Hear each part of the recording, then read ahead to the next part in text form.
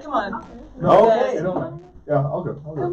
Okay, I'll go. Big fist fight here of who's going next. We're bringing back another repeat guest. Matt, and I got to add other job titles like helping assistant director or whatever, because he was helping us with the table and giving me the signals. Hi.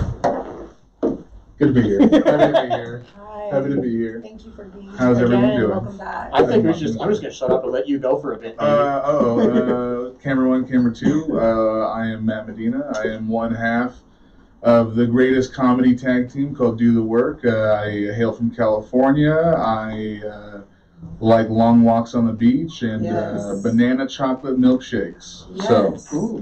And I'm also here contractually obligated to promote my friend Andrew's birthday party. He's paid me $4.20 in a joint, so I gotta do that. Is that like currency? Oh yeah, it's like jail, well, is that like something? The lawyer part of me has got to say, let's lose some more code words on this stuff. Oh yeah. So Rumor and innuendo. These are jokes, ha ha ha. Yeah. I'm a comedian. I am a satire artist. Satire to the fullest. So, thank you for coming back. What else is going on in your life since we last saw you here? Nothing, man. Honestly, not really. I just did a show at Looney's Comedy Corner last night. That was pretty fun. I enjoyed that. Thank you, Tracy, for letting me do that, and Eric. Yes. Booked me. And then, I don't know, man, just doing the rounds. I did a little road trip back to California a couple weeks ago, and that was a lot of fun. My favorite part about the road trips are, Mike. What? Is the forbidden lemonade. What is that?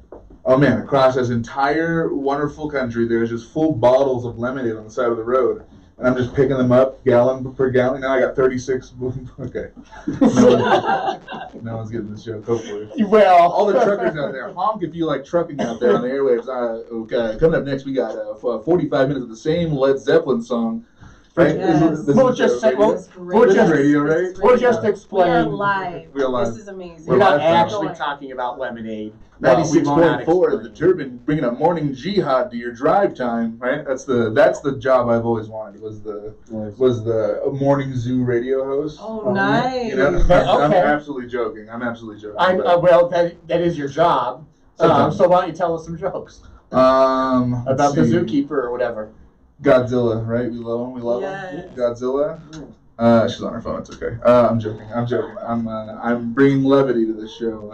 Everyone seemed to be talking about really heavy things, and I didn't think talking about. I don't know. Yeah, usually comedians don't have to explain their joke. No, But I do sometimes because the government's after me. I'm on a list. We are very conscious around these parts, y'all. I'm on a list. I'm a satire account. Remember that?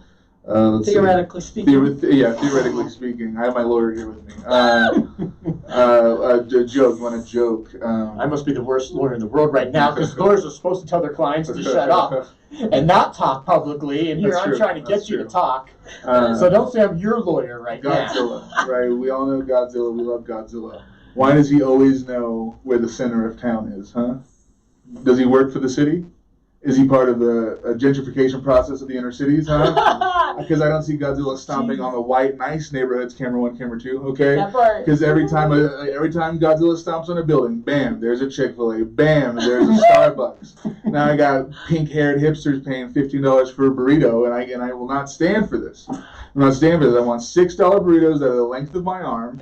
Yeah, right? You know El Paso. Yes. Eddie Guerrero, home of the Guerreros. I'm a big wrestling fan. Lasso from El Paso. Let's go, 915. 915. Let's go, Sun City. Mike, what's yours? Zip code? What set do you rep, Mike? I don't know if I... Today. I'm referring to my cousin behind the camera, but like we have conversations like this where I'm like, we grew up on stuff like this. We grew up in a really small rural town where like all we had was terrestrial radio. We didn't have cell phones until we got into high school or even out of it, and like so like there is some sort of like I'm hitting a life goal by just talking onto an airway, you know, to people out there that can listen. Keep left of the dial, you know what I mean? But I don't know. It is a culture shock, and I couldn't imagine people that grew up here, that grew up in this bubble, going to either coasts and experiencing that sort of reverse culture shock of like, not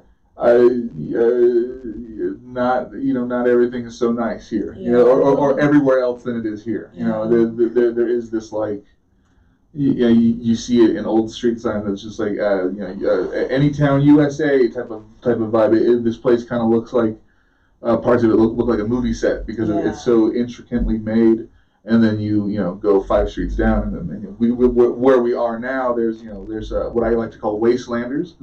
There's wastelanders out and about trying to survive, and that's the biggest. I think. I mean, let's talk about some deep stuff. I was talking about universal basic income and how we need to maybe try our government a different way. Now it's crazy talk. Yeah.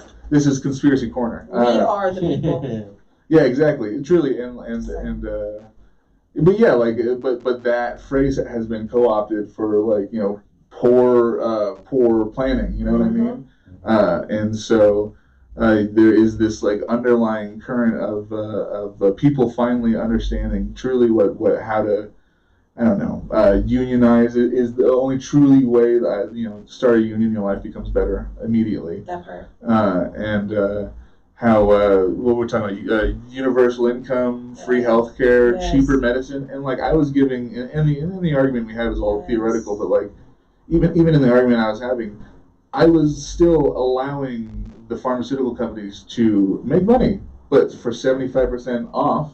The consumer pays, Yes. So pills aren't $500; they're $5 or whatever, and reasonable. They're reasonable, and like either extreme sides thinks that there's no reason there's no reasoning with each other when it's like when we truly understand or when some sort of entity, and this is real pie in the sky type of thing of like. We're revamping everything. Everybody's out. We're clean slating it.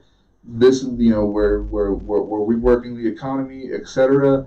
As soon as people have a more comfortable life, not in the sense of money, but in the sense of like self-care, and they feel not stressed by bills, money, etc. Once these people are having.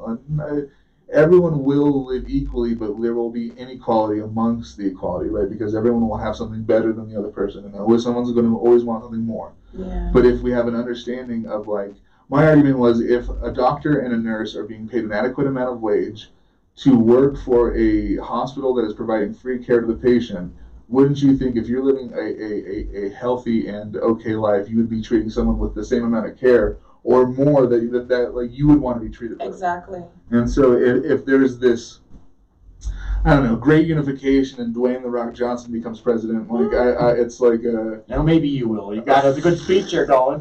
I'm ready to vote for you. Never point. Use your thumb. See, that's a good lesson. But like, I don't know, man. It's this is like, crazy person talking because every generation has the older person being like these people. And like, if you're drunk, man, just go home. And I don't know. I think I infuse more of that into my comedy. I use this. I'm not gonna talk about this for a long time, but I'm a big professional wrestling fan. Yes. And so I love that type of stuff. I love the intensity. I love the. This is pulling back the curtain, but like the playing with the perspective of reality. And if people.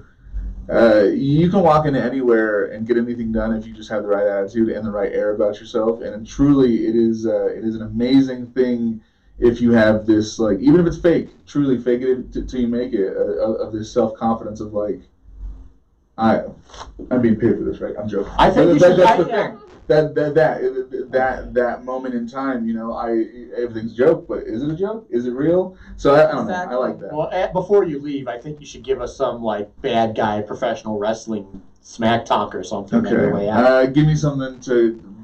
I feel like I cut a promo on the U.S. I'm gonna find. What is, I don't know what the events. I honestly don't watch wrestling anymore. When I was a kid, I was into it, but.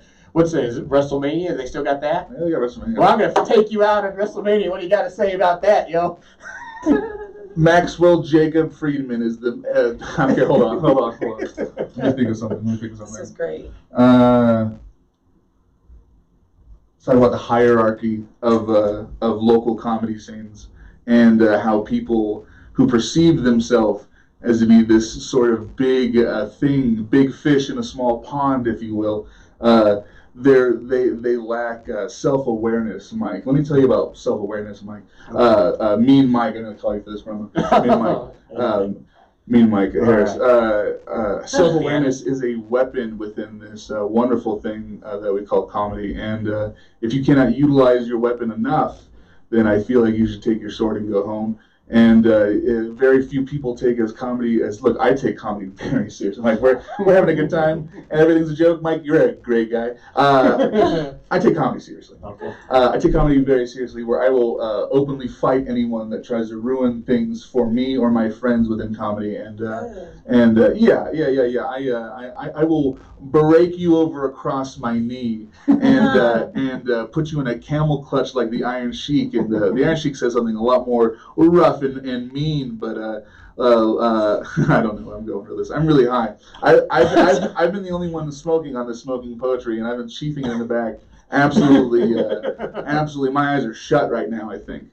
But who's the Iron Sheik?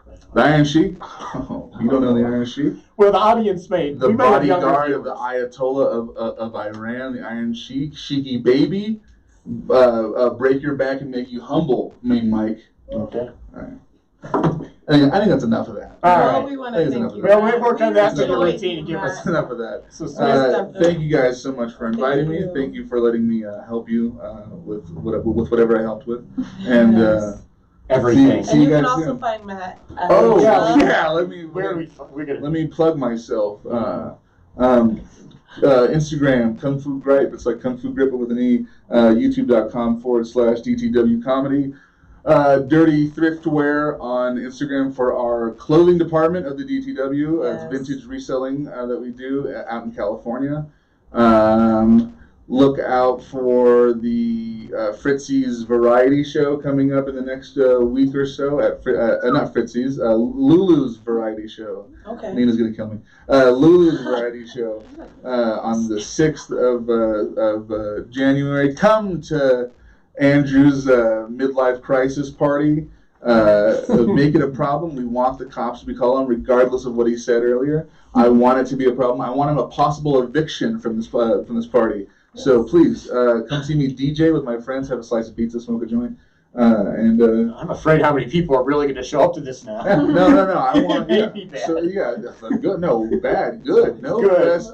No, any press is good press. That part. Yeah. I agree. All right. So That's thank you enough so of much, me. Matt. That's enough of me yammering. We're gonna have our next guest Let's on. get our next What is guest our on. timing? What do we got? We got two more guests to, Yeah, I'm trying to Which space. one of you guys want to come? Oh, he's not no, coming no, just one. Oh, then we got Austin. All right. Okay. But seriously, what time is it? Yeah, we got 6:05. it's 6:05. 6:05.